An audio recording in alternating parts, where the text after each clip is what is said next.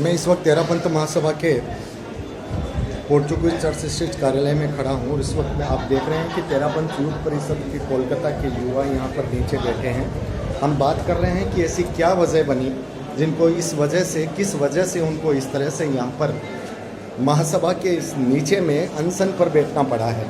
हम बात कर रहे हैं तेरापंथ युवक परिषद कोलकाता के जो अध्यक्ष रहे हैं पवन सुराणा और उनकी टीम यहाँ पे बैठी है। पवन जी, सबसे पहले आप ये बताइए क्या कुछ घटनाक्रम हुआ, आपको यहाँ इस तरह से बैठने की नौबत कैसे आई, क्या बात हो गई? ये पूरा जो क्षेत्र है ये भी तेरापंथ युवक परिषद कलकत्ता के अंतर्गत आता है।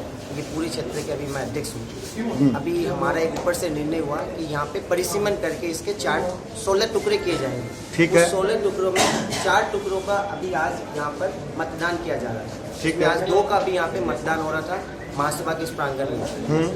जो चुनाव की प्रक्रिया होनी चाहिए हमारे तेरापंथ युवक परिषद का, जो हमारा कॉन्स्टिट्यूशन है कि 21 वर्ष के कम आयु के मतदान नहीं दे सकते हैं, 45 के ऊपर के ज्यादा आयु के मतदान नहीं दे सकते। वो युवा में युवक परिषद के भाग में नहीं है, के माध्यम में उसमें नहीं आते, वो सीमा में चला जाता है। एज क्राइटेरिया है। ठीक है। तो उस वो लोग यहाँ पर जो वोटिंग लिस्ट बनाई गई, जो हमारे यहाँ पे 3 चुनाव अधिकारी है, तीनों चुनाव अधिकारी ने एक वोटिंग लिस्ट 13 तारीख को दी।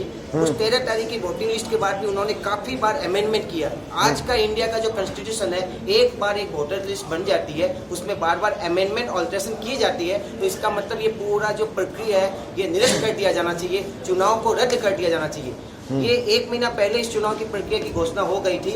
उसमें ये लिखा गया था कि 10 तारीख को ही जो चुनाव के कैंडिडेट है, जो भी चारों एरिया के जो कैंडिडेट बनेंगे, उसको 10 तारीख को उस मेल आईडी के पोर्टल आईडी में इसकी पूरी सूचना दे दी जाएगी। पर वो डाली गई 13 तारीख को।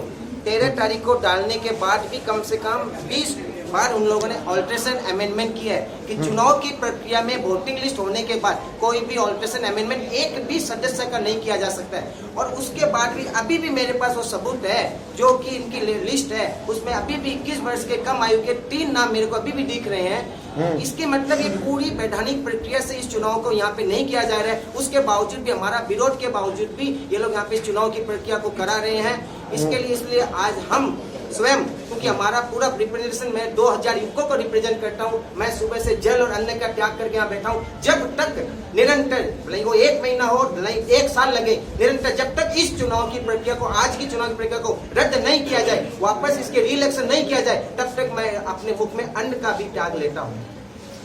ये जब ये ऐसी घटना हुई है, इसकी सूचना क्या अखिल भारतीय तक गई है? इनको दी गई है, काफी इनको यहाँ पे मैसेज गए हुए हैं। और आज भी मैंने यहाँ पे जो अखिल भारतीय से प्रभारी हमारे यहाँ पे जो नियुक्त हुए हैं, अमित जी नाटा, उनको मैंने सुबह फोन किया कि यहाँ पे ऐसी सिचुएशन में आप इलेक्शन मत लड़ाइए यहाँ पे। तो मुझे उन्होंने बोला कि पवन जी आप आइए, चुनाव अधिकारी के साथ बैठकर पहले 5 मिनट अपने चर्चा करेंगे, उस चर्चा के बाद ही अपने यहाँ पे चुनाव कराएंगे।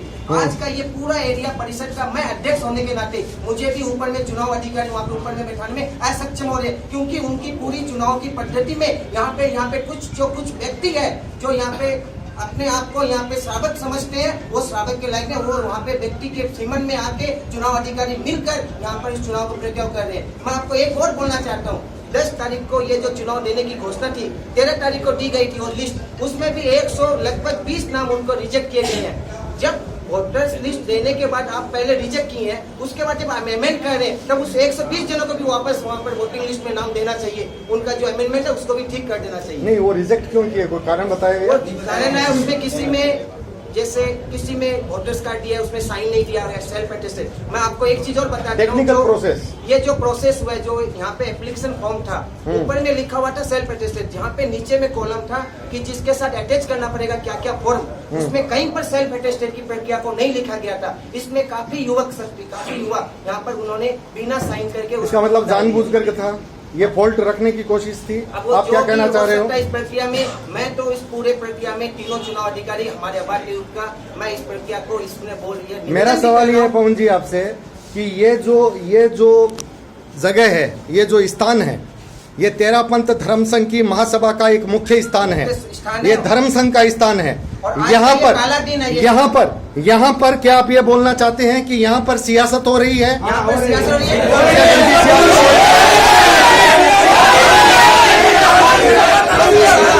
रही है।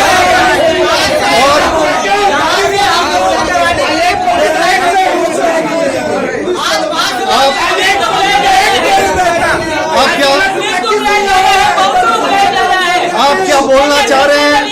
आप क्या बोलना चाह रहे हैं? का जो इंगित है स्पष्ट तरीके से इलेक्शन कराना, यहाँ पे असंवैधानिक तरीके से इलेक्शन कराना, और इसमें जो भी सहयोग दिए असंवैधानिक तरीके से, मैं उन सबको ये निवेदन करता हूँ कि आप इस चुनाव को रद्द कराइए, नहीं तो समाज आपको भी माफ कभी भी नहीं करेगा। शक्ति कभी भी इस चुनाव प्रक्रिया को माफ नहीं करेगी। मैं आपको बुला करके यहाँ पर पुलिस बुला करके धमकी दी गई है कि 6 बजे आपको अरेस्ट किया जाएगा। गुंडे बुलाए हैं, अनेक बाउंसर भी आए हैं यहाँ पर, हमको धमकी दे के गए हैं कि आप यदि 6 बजे तक नहीं रहे तो आपको अरेस्ट कराया जाएगा। इसका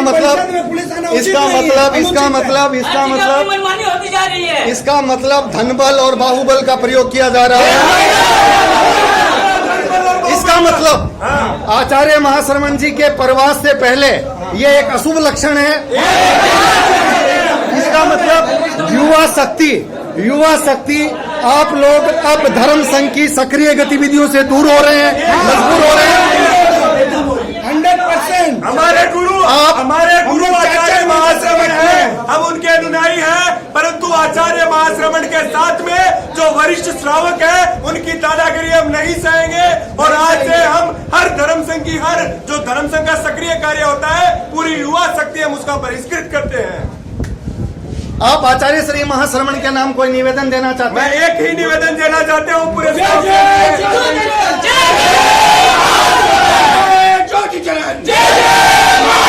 अगर मैं एक बात आपसे कहना चाहता हूं कि जो भी कार्य होते हैं वो गुरु की इंगित से होते हैं। अगर आपकी इस भावना के बाद भी अगर गुरु की इंगित आपको न्याय नहीं दिला पाए तो आप महाश्रमण जी को क्या संदेश देना चाहोगे?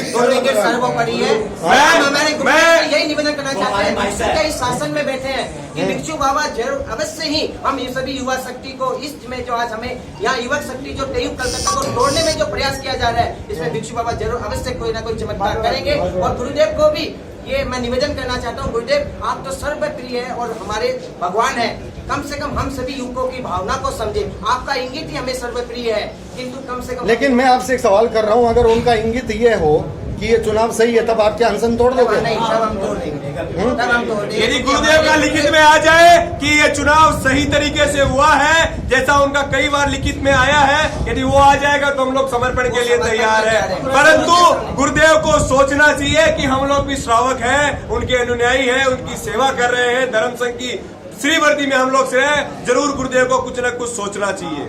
आचार्य श्री तुलसी का एक ही कथन था, एक मोटा जाए तो जाए पर एक श्रावक नहीं जाना चाहिए। उस कथन के हिसाब से हम तो हमारे सभी श्रावक बने हुए हैं। हम यही चाहते हैं कि गुरुदेव इस युवक शक्ति को मत विभाजित कीजिए। गुरुदेव का इंगित महिला मंडल, सभा और टीपीएफ सबके लिए था, पूरे भारतवर्ष के लिए था, परंतु कलकत्ता में कुछ लोगों ने इसको अपना अहम बना लिया और कलकत्ता को तोड़ के उन्होंने पहला अपना स्थान पा लिया। एक बात और कहना चाहूंगा मैं, जब 31 तारीख को ये जब मेंबरशिप ली गई थी, उसके बाद पूरा मेंबरशिप नहीं लेंगे, उसके बाद 10 तारीख को बोलते हैं कि मेल आईडी मंगाएंगे। 10 तारीख को मेल आईडी में आई नहीं थी, 12 बजे के बाद 1 बजे 2 बजे आई थी वो। उसके बाद बोलते हैं 3 नाम और काटे जाए, उसके बाद 15 तारीख को बोलते हैं 1 नाम और जोड़ा जाए। ये क्या मजाक हो रहा है चुनाव में? ये चुनाव हो रहा है या मजाक हो रहा है? ये मतलब एक तरह से जिस तरह से बात आई है, जिस तरह से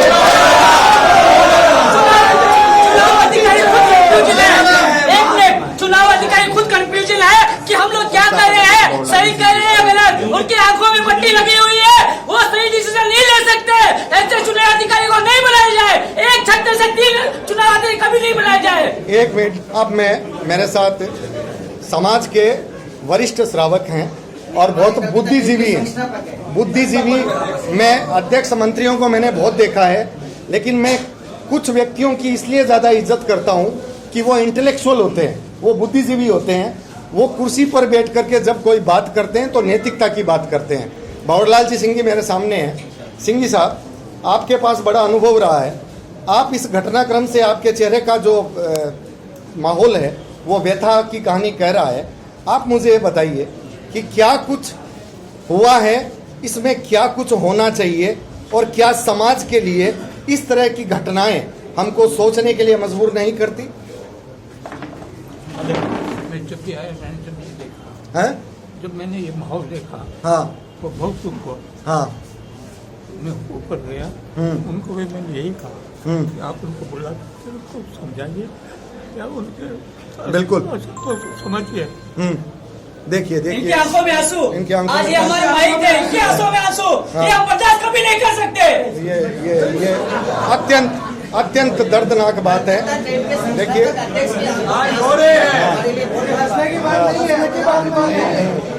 ये बहुत बड़ी हृदय विदारक घटना है कि अगर इसे समझा जाए तो ये बहुत बड़ा एक्सीडेंट है। अगर इन आंसुओं की कीमत समझी जाए, इन आंसुओं का मोल समझा जाए तो ये एक बहुत दुखद घटना है। ये एक्सीडेंट है, ये समाज के लिए एक अत्यंत दर्दनाक घटना है। ये सोचने की बात है। और तेरापंथ समाज के लिए मैं ये समझना चाहता हूँ कि हम लोग कितने हैं। सियासत अगर करनी है तो सियासत की राजनीति खुली है। ये धर्म संघ का पवित्र मंच है। यहाँ पर एकता के साथ, सद्भावना के साथ, प्यार के साथ, काबिलियत के साथ एक दूसरे को जोड़ करके आगे बढ़ना चाहिए। मैं इस बात को विशेष रूप से इंगित करना चाहूंगा, हम सब लोग अगर कोई भूल हो गई है तो भूल का सुधार किया जाए और गले लगाया जाए। चुनाव जीतना हारना ये होता रहता है, चुनाव जीतना बड़ी बात नहीं है। अगर हम दिलों को हार रहे हैं तो ये जीत भी फिर जीत का मायना नहीं रखती। मैं इन्हीं शब्दों के साथ मैं इस दुखद घटनाक्रम को इस कैमरे में लेता हुआ, ये प्रेरक संदेश देता हुआ और आचार्य श्री महाशरमन जी तक अपनी ओर से ये बात पहुंचाना चाहता हूं कि जीत और हार की बड़ी बात नहीं है। अगर धर्म संघ में सियासत की ये गंदी राजनीति अगर आ रही है उसको तुरंत बंद किया जाना चाहिए। और जब आप बंगाल की धरती में प्रवेश करने वाले हो उससे पहले अगर ये दुखद दृश्य बंगाल की धरती में और युवा शक्ति के अरमानों में अगर चोट होती हुई महसूस हो रही है तो युवा शक्ति के अरमानों के उन जख्मों पर आपको मरहम लगाना चाहिए और समाज को एकजुट होकर के एक साथ बढ़ करके किसी को हारना ये जीतना ये बड़ी बात नहीं है, दिलों को जोड़ना बड़ी बात है। हम जोड़ करके आगे बढ़ें तभी आचार्य श्री महाशरमन जी की अहिंसा यात्रा का वो सोपान असली मुकाम तक जाएगा। मैं इस पूरे घटनाक्रम को YouTube तक ले जाने की कोशिश करूंगा। मैं ये आप लोगों से भी विनती करता हूं, संयम और धीरज के साथ अशोभनीय कोई भी हरकत न करें, अशोभनीय कोई भी बात न कहें। विरोध शालीनता के साथ किया जाए। शालीनता हमारी संस्कृति है, हम अपनी संस्कृति को न भूलें। अगर कोई दूसरा पक्ष गलती कर रहा है इसका मतलब ये नहीं है कि हम उसकी असभ्यता के साथ प्रतिकार करें। हम शालीनता के साथ, सभ्यता के साथ अपनी सीमाओं में रहकर अपनी बात को कहें। निश्चित रूप से आपका दर्द समाज के जागरूक लोगों में जाएगा और आम जन भावना बड़ी भावना होती है। समाज में कुछ लोग खास होते हैं, वो आगे होते हैं, लेकिन खास वे तब तक रहते हैं जब तक वे समाज के आम जन का प्रतिनिधित्व करते हैं। जिस दिन समाज के आम जन मानस के नजरों से उतर जाते हैं उस वक्त वो समाज के खास नहीं रहते। इसलिए मैं समाज के सभी खास लोगों से ये अपील करना चाहूंगा कि खास होने का फर्ज अदा कीजिए और आम जनता के एहसासों का सम्मान कीजिए। और जो युवा यहाँ पर अनशन में बैठे हैं, आइए उनको अपने सीने से लगाइए, उन्हें अपना जो है जलपान करवाना है वो करवाइए। प्यार और श्रद्धा से, भावना से उनका अनशन तुड़वाइए और दिल का जो जोड़ है वो साथ में कीजिए। इन्हीं भावनाओं के साथ मैं ये जो अनशन आप देख रहे हैं, ये कैप्शन आप देख रहे हैं, मेरे लिए तकलीफ है। भंवरलाल जी सिंह जी जैसे वरिष्ठ जो लोग हैं, मैं इनका इज्जत बहुत, प्रतिष्ठा मेरे मन में इनके प्रति बहुत रही है, क्योंकि मैं इन्हें सिर्फ अध्यक्ष या मंत्री के रूप में नहीं मानता, मैं इन्हें बुद्धिजीवी के रूप में मानता हूं। और अगर ऐसे बुद्धिजीवी की आंख में अगर पानी आ गया है, इसका मतलब यह है कि आज यहाँ पर चुनाव नहीं हुआ है, आज यहाँ पर भूकंप आया है। ये भूकंप है,